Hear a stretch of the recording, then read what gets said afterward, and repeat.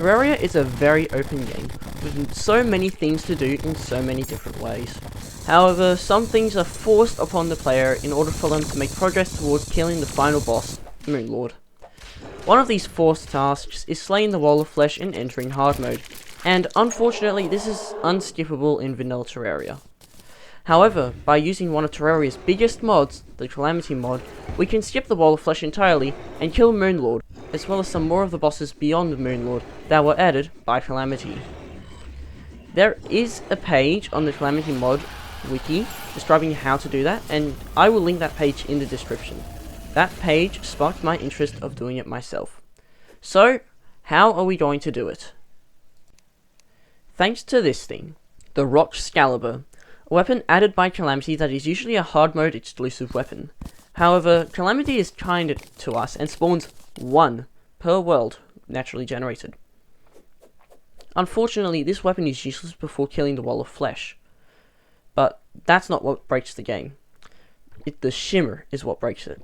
By shimmering the Rock Excalibur, we are able to get its components, mainly the Souls of Night and Essences of Havoc. We also get Hellstone, which will allow us some sequence breaks. But we don't need to worry about Hellstone right now. The Souls and Essences, which are usually hard mode materials, we have attained pre-hard mode, and, thanks to Calamity, we are able to craft the Mechanical Worm on a pre-hard mode anvil, allowing us to summon the Destroyer. Before we defeat the Destroyer, make sure that in Calamity mod config you have early hard mode progression rework enabled. Then, defeat the Destroyer. This should be slightly easier because since it is your first mech, it has 10% less health and deals 10% less damage.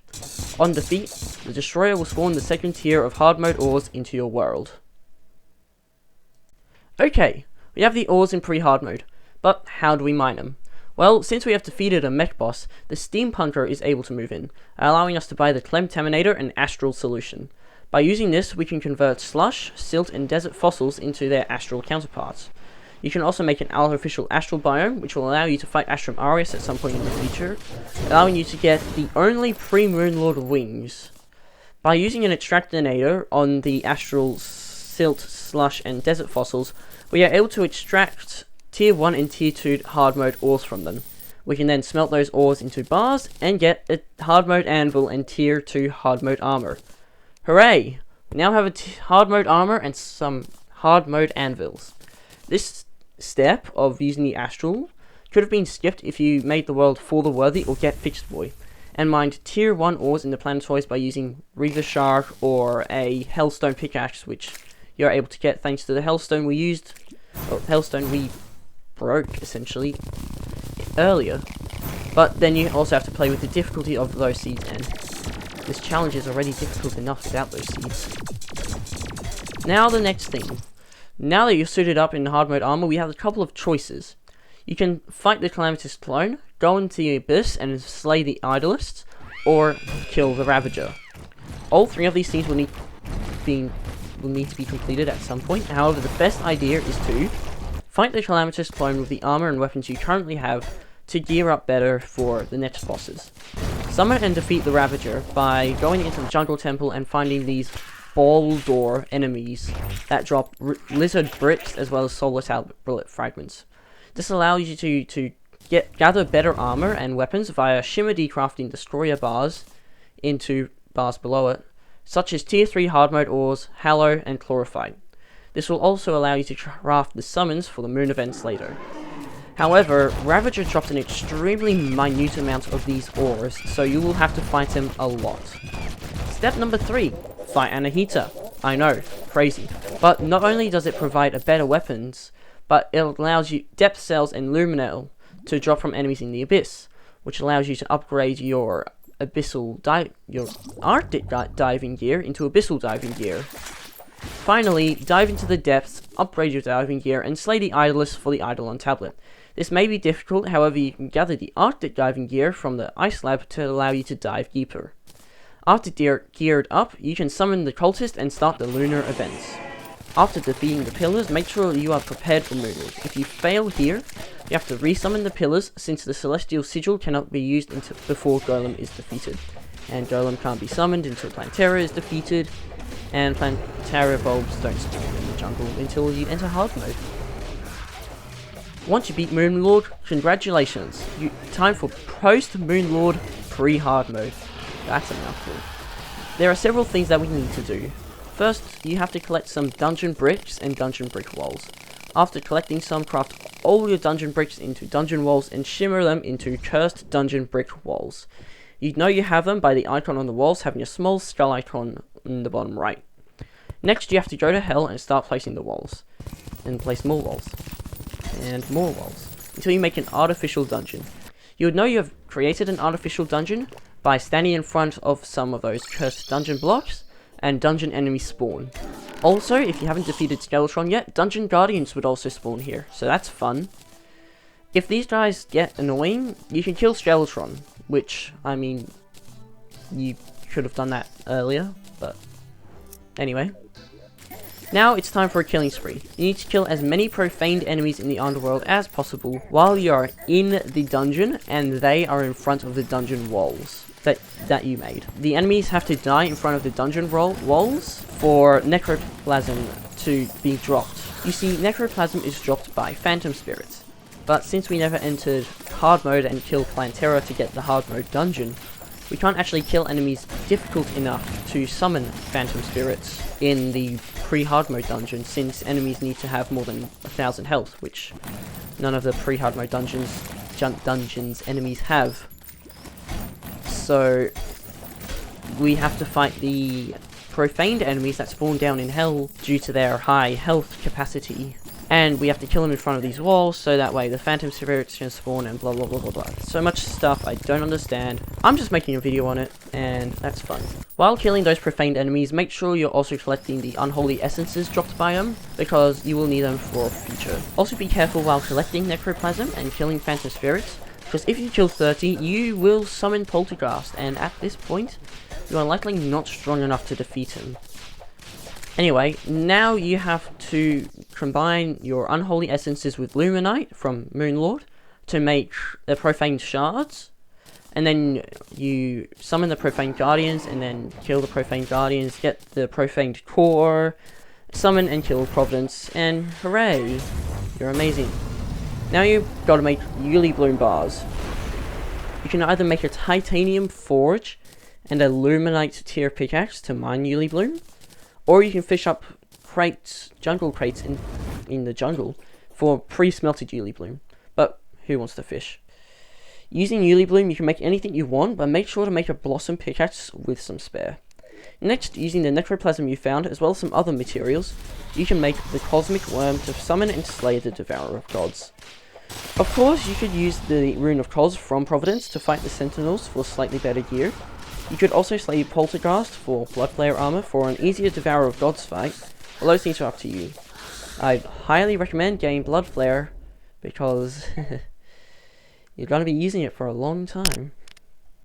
Also, if you're trying to get some Bloodflare armor, make sure to kill Ravager, because not only can you work towards getting more of those life alloy pieces and Scoria ore and Cores of Calamity, but you can also kill Ravager now to get, well, the actual Cores of Calamity and also Bloodflare shards, which, very nice. After slaying the Devourer of Gods, go into space and find some of those meteors that spawn in after Moonlord's defeat, and combine them with a lot of materials to make a cosmic anvil. At this point, you could make Ascended Spirit Essences to make better gear, such as Godslayer or Silver Armor, as well as weapons to make Yaren easier. If you could summon the Eclipse pre-hard mode. But since you cannot, that makes everything harder. Since you can't get Godslayer or Silver Armor, you also cannot get weapons and accessories that need the essences, but there aren't that many weapons or accessories that need the essences. But you're also locked out of Auric Tesla Armor and items requiring Miracle Matter. So, that means you have to defeat Yaren, the Exomechs, and Supreme Calamitus with either Bloodflare or Tarragorn or Luminite tier armor. Yikes. Now it is time to slay Yaren. You have a choice here. You can either farm the rare Draconic Swarmers found in the jungle surface, or you can kill Dragon Folly for the effulgent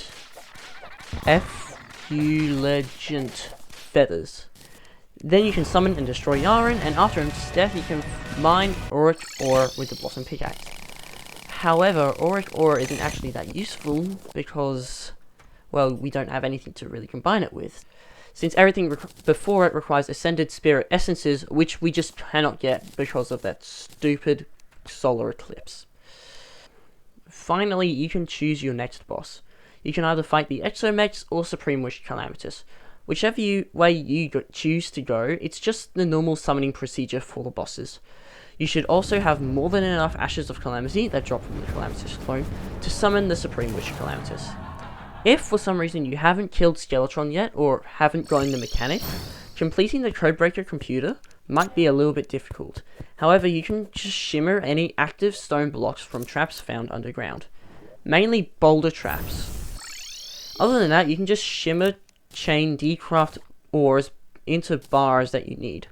Now the fun part, slaying the boss.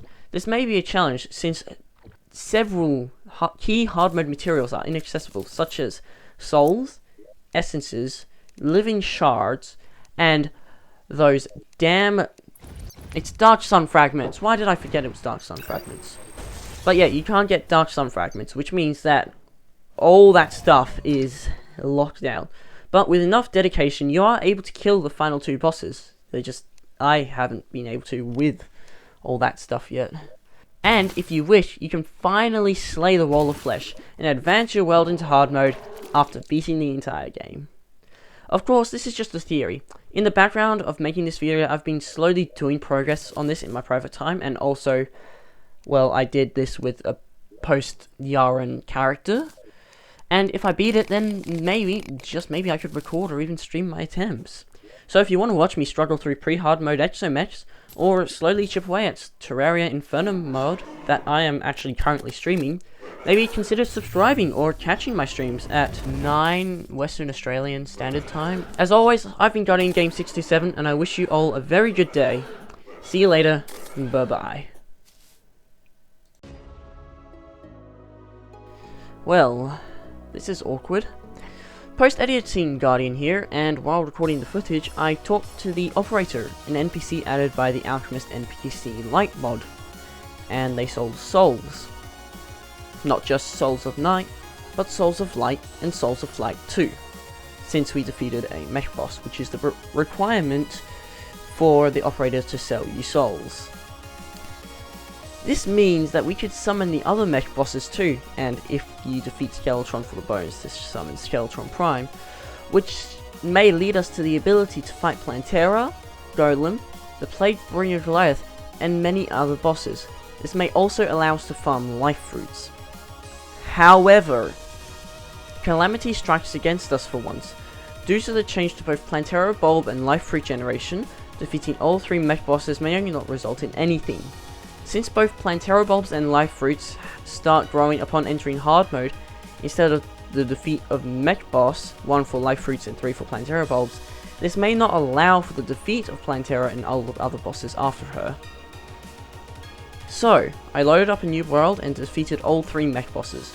Then, I slept for way too long to attempt to allow Plantera Bulbs and life fruits to spawn.